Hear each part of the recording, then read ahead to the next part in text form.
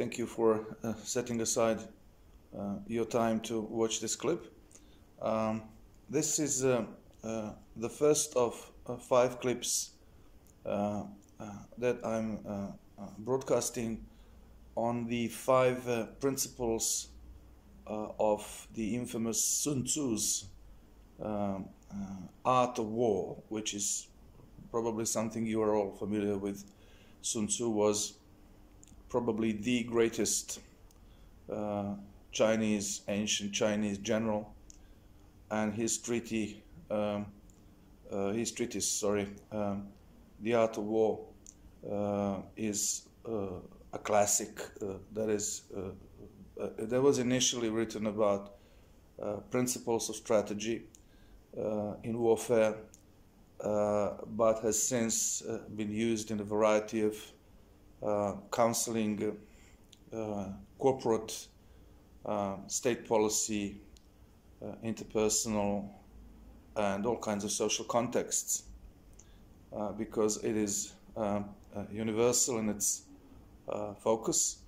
and the principles that Sun Tzu writes about basically encapsulate the essence of all kinds of interpersonal, interinstitutional, intergroup, international, interstate, and all other kinds of transactions and relationships. So typically Sun Tzu's The Art of War is treated today as the ultimate manual for all kinds of negotiations. Now, at the beginning of the treatise, Sun Tzu sets out to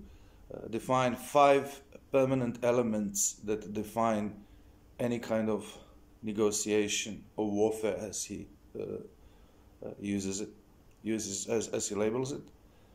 And the first of these principles, these are the 5 principles that dominate his thinking about relationships generally. And the first of those 5 principles is the moral law. Now, why is the moral law crucial to negotiations and all kinds of relationships, specifically in the context that Sun Tzu is concerned about, and that is the context of winning?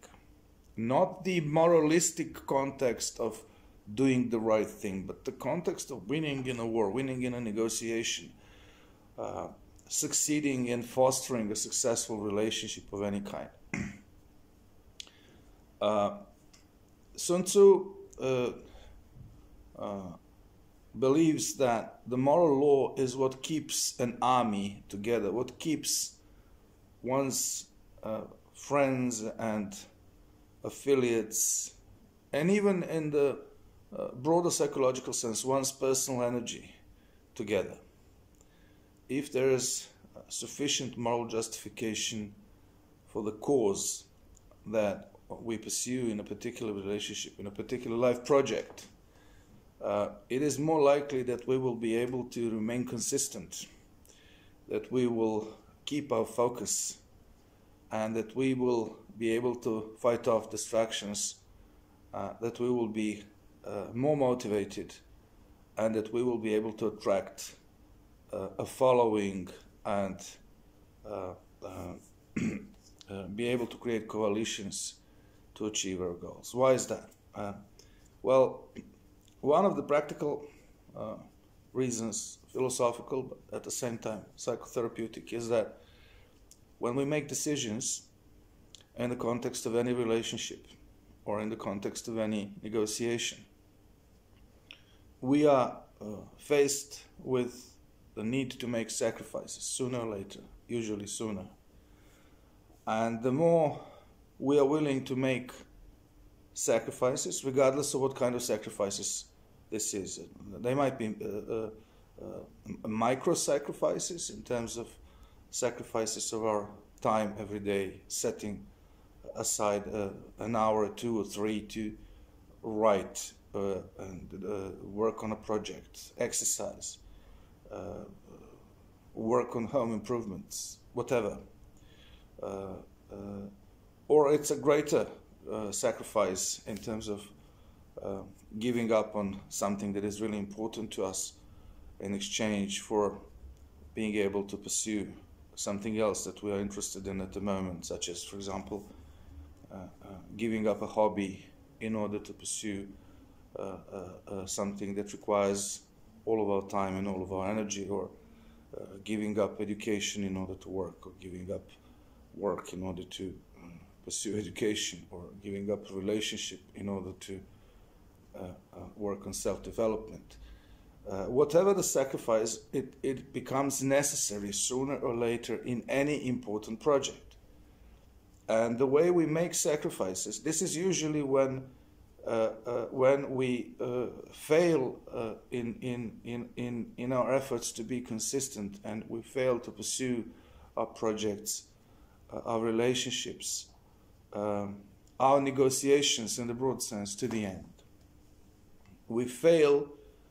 when we lose not only motivation. Usually it's thought that we fail when we lose the motivation, but we fail when we lose purpose and when we lose a vision and a sense that what we are doing is necessary and justified. If something is inconsistent with our values, and our values are based, they are couched in the social values of the community that we live in, the moment we diverge from our values, we also diverge from the main source of our internal energy, which we usually call motivation. And depending on the strength of will and the discipline of a particular person, one may pursue the project for a while longer. But without the belief that this is morally justified and even necessary for us to pursue any kind of project, any kind of relationship, from a romantic relationship. We believe, for example, that this is really what we need at this stage of our lives, a serious and in-depth, a warm and intimate relationship, and also that this is the same, this same thing the other person needs as much as we do. That this is the right thing to do, that this is something that hurts no one, that this is something that contributes to the overall good both of ourselves and the other person and our friends and our families. If there are those kinds of considerations, those kinds of beliefs, those kinds of convictions, we are far more likely to succeed in pursuing the relationship than if there is a Romeo and Juliet aspect where, you know, we are in love with someone, but this hurts our families, this hurts our friends, this is socially unacceptable, this is a kind of hubris, right? This is something that conflicts with basic social norms, with social expectations or etiquette. We might be able to pursue such a relationship for a while, despite the social normativity and the, you know, the values that we have internalized from that society. So in a sense, despite ourselves, despite a part of ourselves, we might be able to pursue that part of ourselves which is in love with the other person, despite the part of ourselves that is against that relationship. We enter into the realm of normative and psychological ambivalence, which, as I said in one of the other videos, is extremely exhausting, and ambivalence is a highly dynamic and potentially very dangerous psychic state. So the more we act in line with the general value order, with the general structure of value-laden beliefs, which Sun Tzu calls the moral law, the greater the motivation and the energy we will be able to muster, and the greater the support and the loyalty by others that we will be able to garner in order to pursue the relationship, the project, the business, and the idea, whatever transaction with the others, with the society and with the world that we are involved in. So the principle of ethical propriety, which Sun Tzu calls the principle of the moral law, is the first practical principle that many people neglect when they embark on a particular interpersonal, social, or merely personal project. In a sense, everything that is wrong, ethically wrong, is doomed to fail in the end. And this is not due to some kind of cosmic or metaphysical justice. In any other way than the fact that the principle of metaphysical justice is built into our inner motivation. It is we who sanction ourselves and obstruct ourselves when we pursue relationships and projects that are not in line with the ethical standards that we are aware of. We may be explicitly against those standards, we may defy them, we may even muster the strength to and marshal a coalition to work against those principles for a while, but eventually we will be exhausted, and eventually we will give up or allow ourselves subconsciously to be defeated in that relationship if it is not ethically sound.